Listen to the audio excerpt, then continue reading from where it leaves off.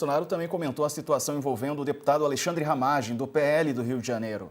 Ontem, a Câmara recorreu contra o Supremo por derrubar a decisão da Casa que suspendeu a ação penal contra Ramagem por tentativa de golpe. Botaram o Ramagem lá para todo mundo ir atrás.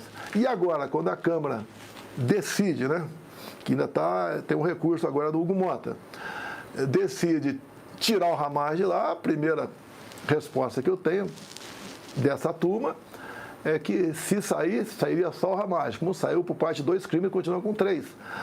A ação penal é uma só, não tem essa ação e não aquela.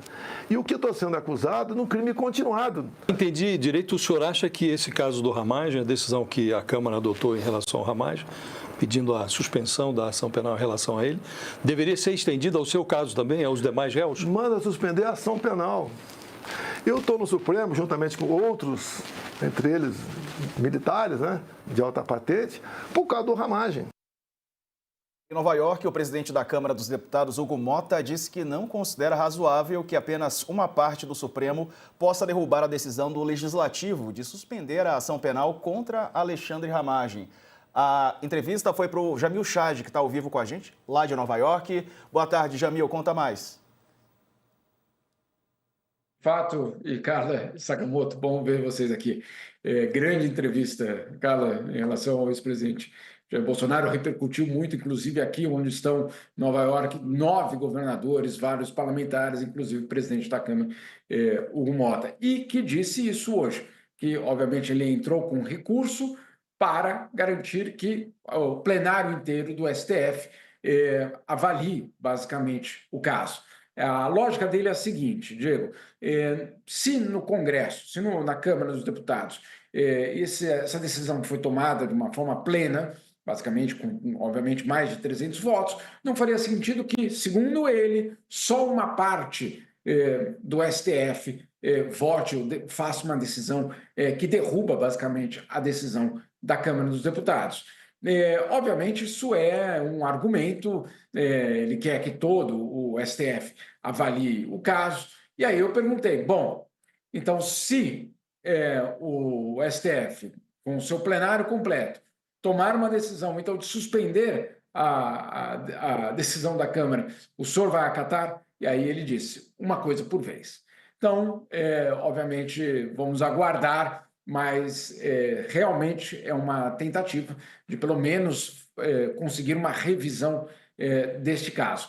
Perguntei também para o presidente do STF, Barroso, que também está aqui, perguntei como ele reagiria a isso, ele falou que, ao retornar ao Brasil, ele vai, então, avaliar. Claro, a pergunta era quando isso vai ser avaliado, ou que vai, ou eventualmente, ser considerado para ir para o plenário. Ele disse que, ao retornar ao Brasil nessa semana, ele vai tomar essa decisão. O que nós vimos aqui hoje em Nova York, na verdade, desde ontem, Diego, foi uma relação muito, eu diria, até cordial entre Barroso e Hugo Mota. Eles participaram de vários eventos juntos, na verdade, não no palco ao mesmo tempo, mas um esperando o outro falando. Então, Barroso, por exemplo, hoje chegou antes da sua fala para escutar Hugo Mota. Hugo Mota fez a sua fala, deixou o palco, Barroso subiu e Hugo Mota ficou esperando, justamente escutando Barroso falar. Então, houve toda essa, vamos dizer assim, esse protocolo relativamente civilizado, eu diria, entre os dois. Até o próprio Barroso foi perguntado, porque ontem o Hugo Mota disse, basicamente fez uma cobrança que cada poder deveria fazer uma autocrítica em relação à sua atuação.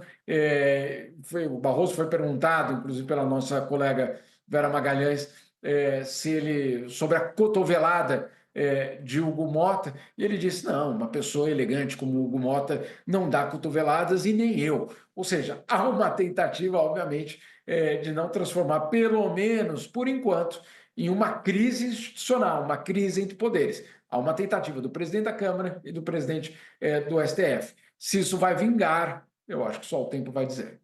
Vamos acompanhar. Jamil, obrigado, viu, pela sua participação aqui conosco. Um abraço, meu amigo. Bom trabalho aí em Nova York. Um bom dia para vocês todos. Valeu. Carla, e essa postura aí do Hugo Mota, né, falando sobre as decisões do Supremo e o Barroso também?